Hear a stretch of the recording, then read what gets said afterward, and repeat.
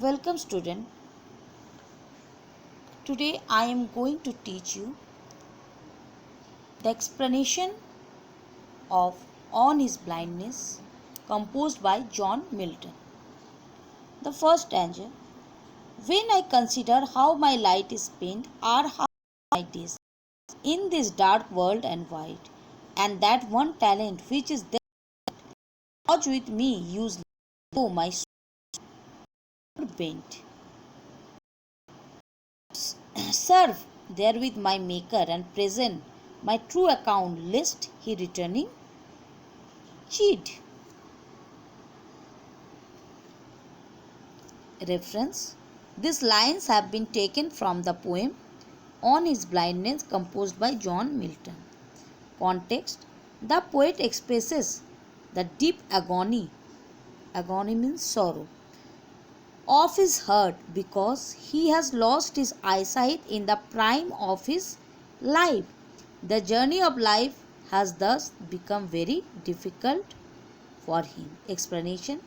The poet says that he has become blind while he is only 44 years old. For the poet, the whole world is full of darkness and there are many troubles he has to face. God has bestowed upon him the talent of composing poetry. The reason of his grief is that he cannot use his talent of composing poems. The poetic gift will be hidden in him uselessly. It is rather a moral death of the poet because the ability of a poet will die in him. The poet wants to serve God. It is his keen desire to serve God by making the best use of poetic talent. This is the proper way to give a correct account of his life before God on the day of judgment. The second stanza. Doth God exact, day labor, light denied? I fondly ask but patience to prevent, that murmur soon replies. God doth not need either man's work or his own gifts, who best bear his mild yoke. They serve him best his state.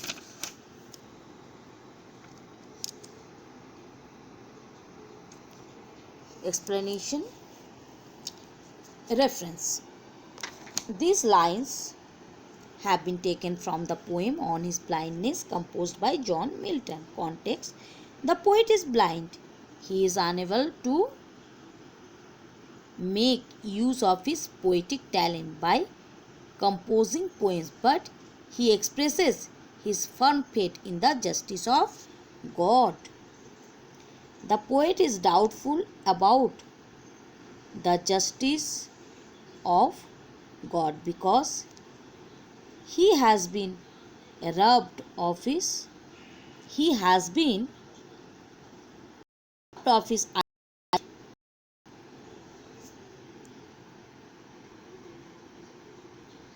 So God should not expect any services from the poet. Meanwhile, the poet hears his heart's intuitions and all the doubts are washed away. He realizes that God is almighty. He is all powerful. God does not expect any services from him.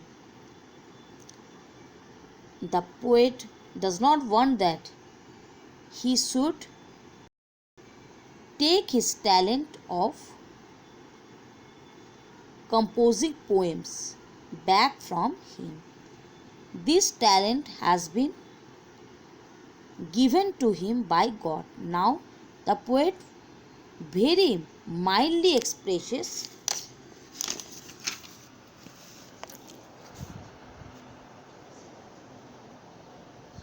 his ideas that the people who perform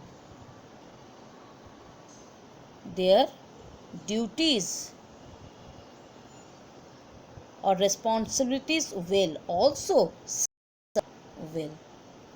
Thus, the poet realizes that he should not complain against God. The last stanza: state is kingly, thousand at his biding speed, and post over land and ocean without rest. They also serve who only stand and wait. The reference is the same. Context: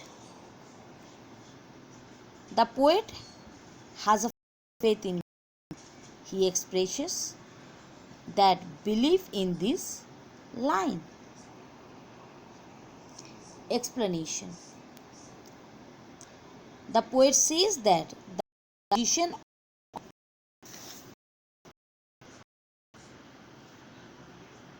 God is like that of him.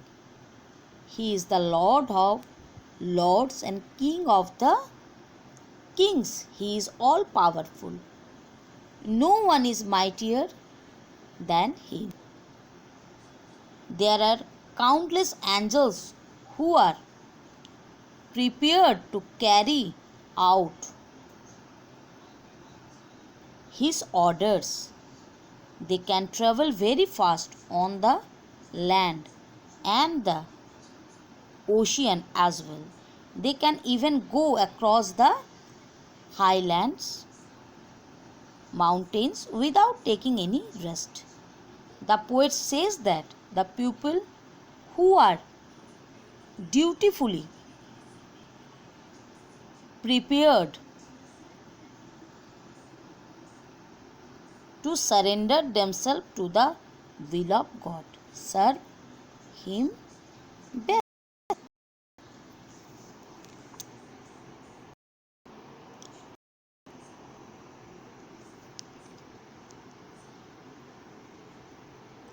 The stanzas have been completed. Tomorrow I will teach you new chapter.